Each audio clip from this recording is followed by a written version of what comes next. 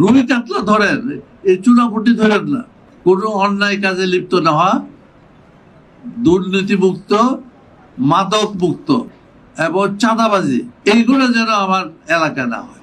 যদি আমি কোনো চাঁদাবাজরে অস্ত্র দেই, আমাকে বলবেন, আমার দল হোক, কে কি করুক সেটা আমি বুঝি না। আমি চাই আমাদের সরকারের যে নীতিমালা আছে সেই নীতিমালার মধ্যে চাঁদাবাজি, মাদক ব্যবসা এবং দুর্নীতি যাতে এলাকাবাসী মুক্ত হয় এবং খুশি হয়। এটা হলে বলবে যে স্যার এটা খুব কঠিন কাজ, সত্যি কথা কঠিন। এটার জন্য আমি একা না দায়ী, দায়ী তো সমাজ। আমরা যদি, আর আমাদের এলাকাটা আপনি জানেন যে সীমান্তবর্তী এলাকা, কাজে এই যোগাযোগটা একা না, তো বর্ডার থেকে শুরু করে আসা যাওয়ার মধ্যে সবকিছু।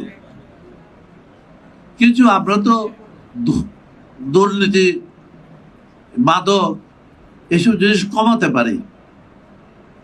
এখন যেমন নাকি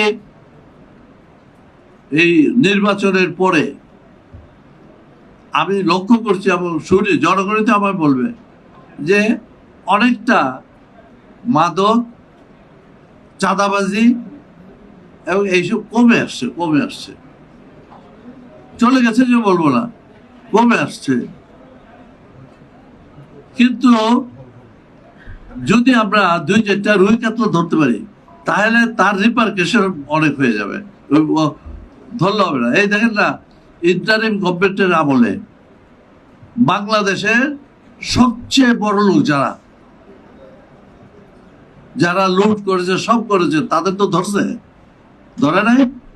এবং সে ধরছে, আমরাই তো ধরছেন, আমরাই তো ধরছি, তাই না? আগে তো পারি নাই। কিন্তু এখন একটা সুযোগ আসছে, আপনার নির্ভয়ে কসবা আখড়ায় আপনাদের কাজ চালিয়ে যান। এই যে মাদকে আসক্ত হচ্ছে কারা? বেকার যারা আছে, যারা চাকরি পাচ্ছে না, তারাই কিন্তু নেশাগ্রস্ত হচ্ছে। কি করে বলেন? বাপ মার চোখে পানি, ছেলের চোখে কষ্ট, কাজে পালিয়ে গিয়া মার কাছে গিয়া ভাত খেয়ে পালিয়ে যায়। বাপরে তো একটু নড়াচড়া করায়, বুঝলেন না? তো সেই জন্যই এই অবস্থা থেকে আমরা উঠতে চাই এবং সেই উঠাতে আপনাদের সাহায্য কামনা করি। আপনারা তো চাকরি করেন, আপনারা তো জানেন, আমি তো এলজিইডি সেক্রেটারি ছিলাম।